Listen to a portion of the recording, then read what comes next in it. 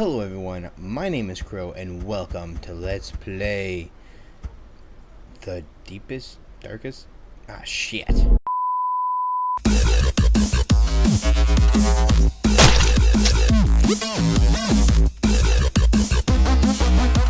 Hello everyone, my name is Crowe and welcome to Let's Play the Darkest Dungeon, or maybe it's just Darkest Dungeon, the Darkest Dungeon, something like that. Anyways, I've actually been suggested to play this game a few times. Or suggested, rather, I've been asked to play this game a few times, and I put it off for a while, but I decided, hell, I'll give it a try. It was only $20 on Steam. There's really no reason why I shouldn't try it, because, when people request things of me, I like to at least check it out. But I am very saddened by the fact I didn't try it out earlier, because this game is actually a load of fun. Now, when you first start playing, every building is locked, and you actually have to go on missions to unlock the buildings. And you use these little resources down here to upgrade these buildings, and each building has its own specific resources that it needs to be upgraded, but every building takes crests. But some takes crests and deeds, some take crests and portraits, and some take crests and busts. So you have to combine them to upgrade stuff. So pretty much how the game works is very simple. You take a party of 4 with you on a dungeon quest, and you search the dungeon. And the dungeons are riddled with traps, treasures, monsters, things like that. It's a pretty difficult game because not only do you have to manage your character's health, you have to manage your character's stress level, which if you look over here, you'll see these white squares next to every person's name, except for a select few of them have like no stress right now because I've either recently obtained them or I've recently given them a stress reducer. But the thing is, if their stress level reaches all the way to the top, they start freaking out and they start doing irrational things like attacking allies, not attacking at all, killing themselves, stuff like that. So the more stress they get, and they only get stressed from doing missions, the more stress they get, the more irrational they start to become, the more irrational they begin to react, or act rather. And I'll actually give you an example. I'm going to go ahead and go into a dungeon instead of keep talking about it. I'm still on the level 1 missions, but I'm going to take him, put him in the first slot, and the slots you're in matter, because, just for example, I'll show you right here. First, it shows you their preferred position. That's where they like to be. He likes to be in the 2nd position, but currently, because my knight is praying in the altar to reduce stress, I don't have anyone to fill up the 1st position slot, so he's just going to have to make do. And then you have the preferred target, which is the slot that they like to strike. This guy's freaking the hell out. You have your abilities, then you have your camping skills, which I haven't really gotten a taste of yet, because camping skills are only for when you play a mission that's like has a large enough map where you would camp on it, and I haven't done any of those yet, but I do intend to do one very soon. So then you each person has their quirks. He actually had a negative quirk, but I spent some money to have it removed. But take this person for example. You have negative quirks, negative HP, guilty conscience, warrior's phobie, I don't know, Warren's phobie. But yeah, then they have like their own stuff that they can do, and pretty much I'll put him in 1st slot. 2nd slot will be occupied by let's see who. Okay, he doesn't mind the 2nd slot. I'll take him to the 2nd slot. I'm going to need a healer to come with me. She's going to be my healer, and then I'm probably going to take him with me. I'll put him in the 3rd slot, and I'll put her in the back. So, you buy provisions at the beginning of every dungeon, and you need to make sure you have enough to explore the entire dungeon.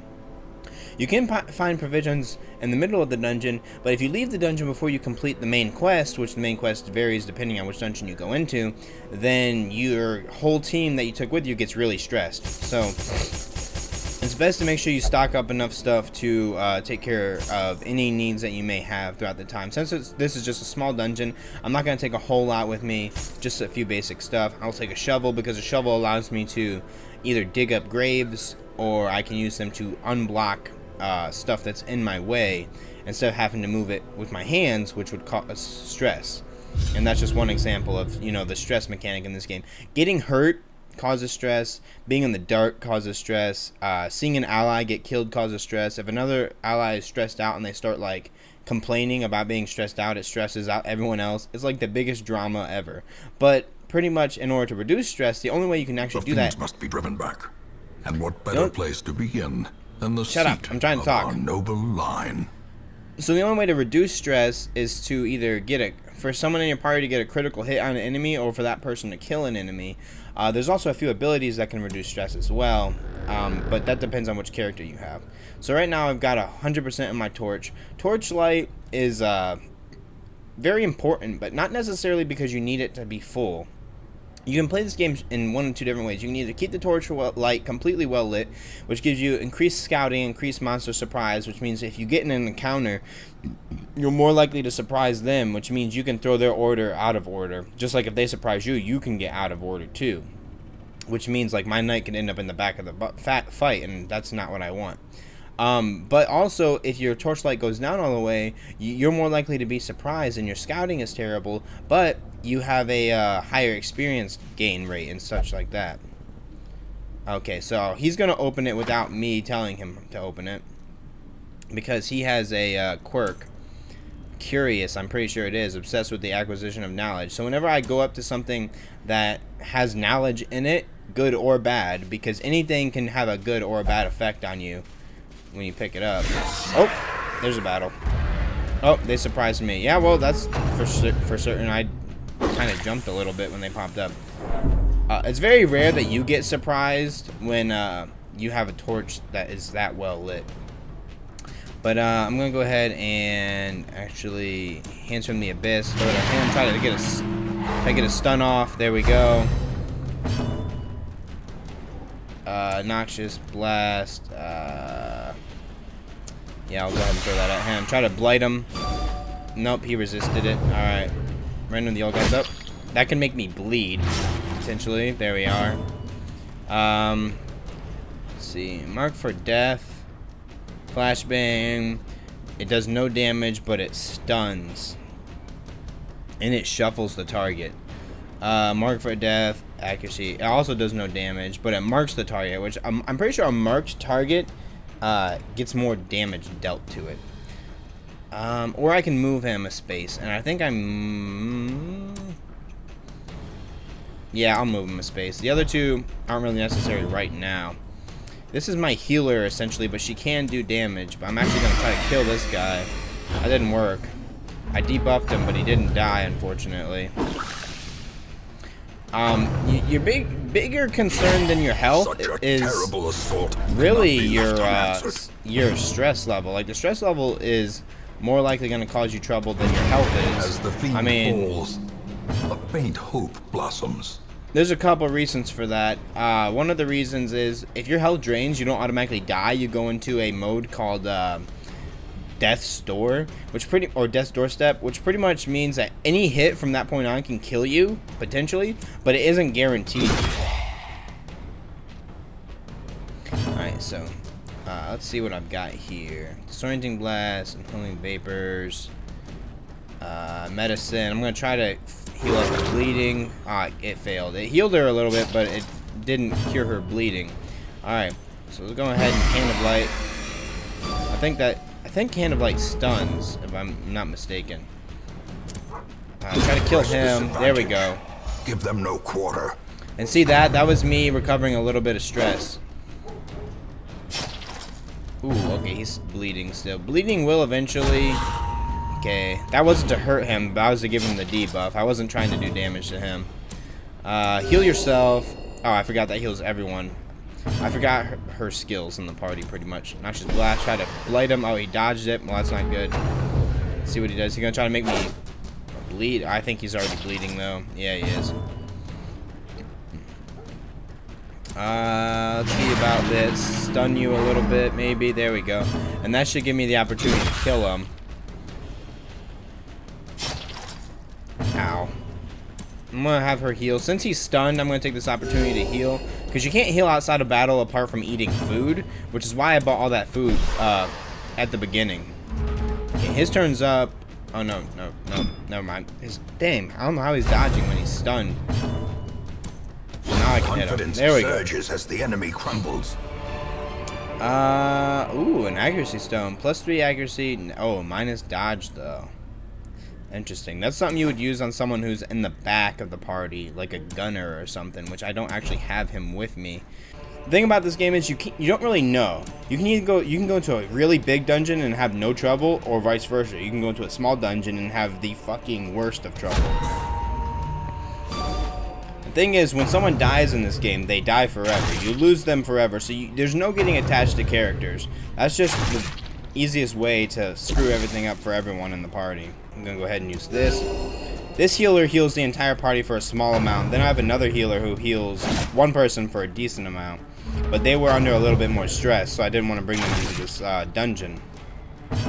Now, stress doesn't naturally heal over time. You have to make them do a stress relief type deal in order for them to lose stress, which is stressful, ironically. Ooh, got a crit. And he's still resisting, but the crit, you see how it made stress reduce for a couple people in the party instead of just him. They are really focusing on him. I don't like it. I'll go ahead and kill that guy there. Collect the bounty, so to speak. Noxious Blast. Yeah, I'm gonna hit him. He's marked for death. Now he's blighted. Uh-oh. Ooh, nice dodge. And now that he's marked for death, boom. I should be able to just destroy him. Bayonet jab. Ow. Okay. I'm not entirely sure what this 3 up here means. I think that might be like, because I think it's only there during the battle. Alright, let's try to stun the guy in the back. Cool. Ow. I kind of want to show you guys what happens when my characters get really stressed out, but at the same time, I really don't, because that's like the opposite of what I'm trying to do. I'm trying to keep the stress as low as possible. That's the point. But if it happens, then it happens, and then you guys can see it then. Damn, he keeps resisting. Stop resisting! Light. There we go. Not like it matters. He's about to die. There we go. Yeah. These nightmarish creatures can be felled. They can be beaten. Alright, who will I choose to open the chest? This is another mechanic, is you want to choose who you want to open the chest. Some people are better at it than others, but also it comes down to, like, if someone were to get hurt, who would you want it to be? And I choose this guy. It's trapped, and oh, he resisted it. His resistance is quite high. So, alright, now we're going to move back to this room. And this room has been completely cleared, so there shouldn't be anything that sneaks up and hits us. Although I will have to add fuel to my torch in a second. Fuel to the torch, I just actually recently realized this. It drains over like your travel. Like, it doesn't drain over time. It's about how many paces you move. It's very tempting to click on every treasure box. Like, even though it's not the smartest thing to do, I mean, you can't help but like be curious of what's in there.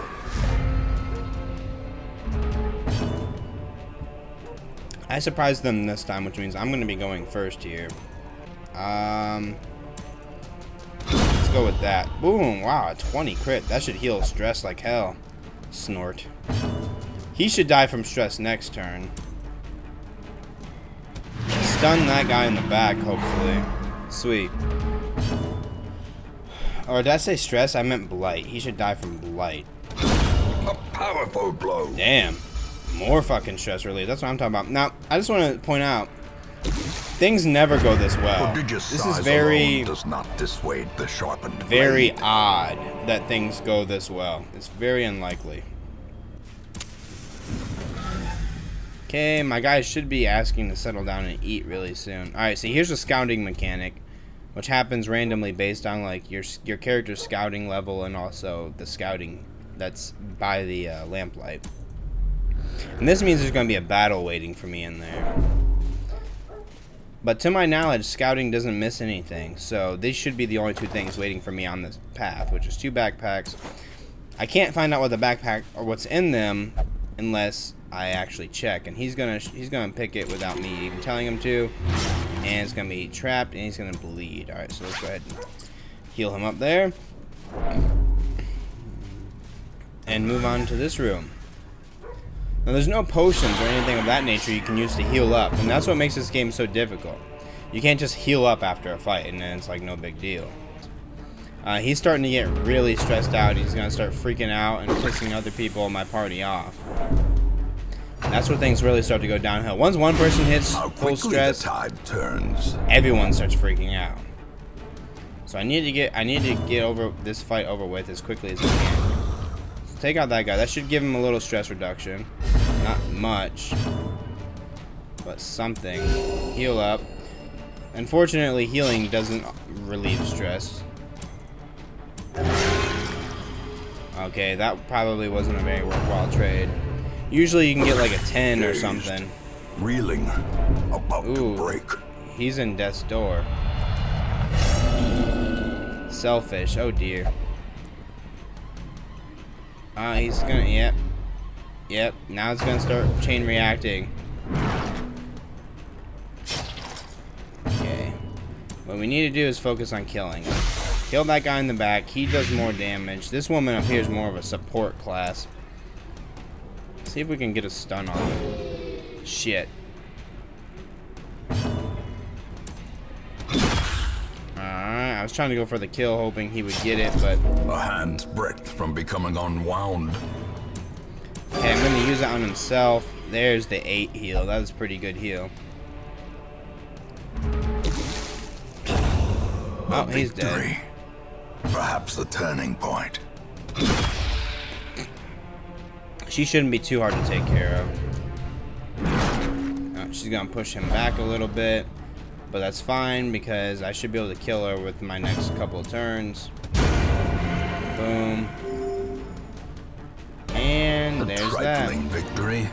Oh, and I can now officially exit the dungeon whenever I want. And there's no more battles in this entire dungeon, so I'm gonna go ahead and scout it out the rest of the way. And the only other treasure here is another torch, unfortunately, which torches don't carry over. None of this stuff does, which is kind of sad. The way is lit. The path is clear. Okay, and there's nothing in here. We require only the strength to follow it. And so I might as well just nom nom nom nom nom nom nom nom nom. Ah, that was fucking delicious, wasn't it? Alright, complete the dungeon. Room by room, hall by hall, we reclaim what is ours. Okay, I was able to get a few busts there. Alright, got some experience. Resolve level up. Heroes gain resolve XP for each successful quest. Resolve XP in turn determines the hero's resolve level. Resolve level represents the hero's veteranship and directly acts as stress resistance against the horrors encountered in the dungeons. A low resolve level hero that tries a higher level quest will quickly crumble under the unimaginable stresses. Okay, see, I didn't know that existed. That's pretty cool. So pretty much the higher your resolve, the more likely you are to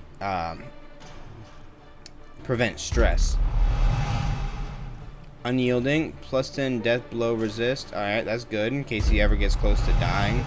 Robust, 15% disease resist. That's pretty good. And, oh, he got a bad one. Experiences religious visions and delusions. I don't know what exactly that would do, but it's a negative trait nonetheless. I'm going to go ahead and leave this one here. I wanted to do a little run through of that dungeon there. I definitely going to keep playing this game. I don't know about recording it. That really all depends on what you guys think. If you guys want to see more videos of this game, I'm definitely going to be trying to get further into the dungeons. And maybe exploring some of the more difficult dungeons so you guys can see what those look like. But that's completely up to you. Let me know what you guys think in the comments section below. As always, guys, thank you so much for watching. Like the video if you enjoyed it. Leave a comment. Let me know what you guys think. If you'd like to see more of this, subscribe to my channel if you feel the need to do so. And until next time, guys, take it easy. Use don't use minimize again. I can't fucking... There. Bam, bitch. Pardon my language. Not really. I swear all the time. But you know what I mean. He has 2 Pokemon left.